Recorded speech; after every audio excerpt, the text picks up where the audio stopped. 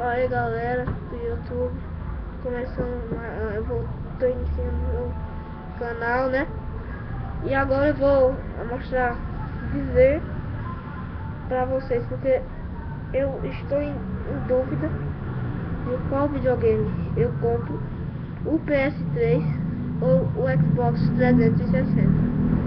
Então vamos lá. O PS3,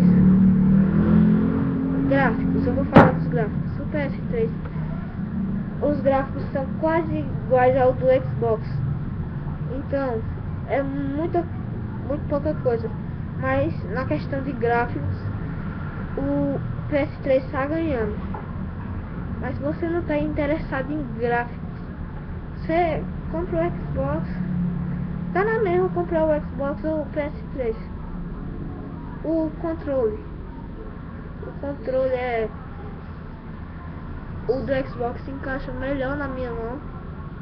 Só o do PS3 não, é pequeno. Mas eu prefiro o controle do PS3 porque não precisa comprar nem pilha nem bateria.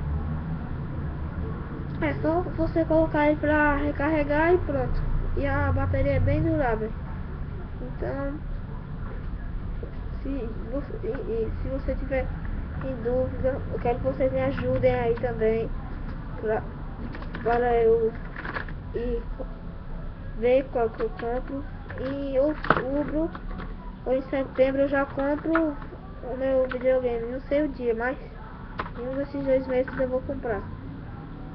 Porque em outubro é meu aniversário, então vou comprar. E se vocês também quiserem ver na questão de exclusivos, os exclusivos eu gosto mais dos exclusivos do PS3, então eu tô mais caindo pro lado do PS3 do que do Xbox. Então, se você tem um, ou então já tem os dois, me ajudem, porque eu estou precisando comprar um desses dois. Valeu aí, não custa nada, só dar um joinha e comentem aí que eu respondo.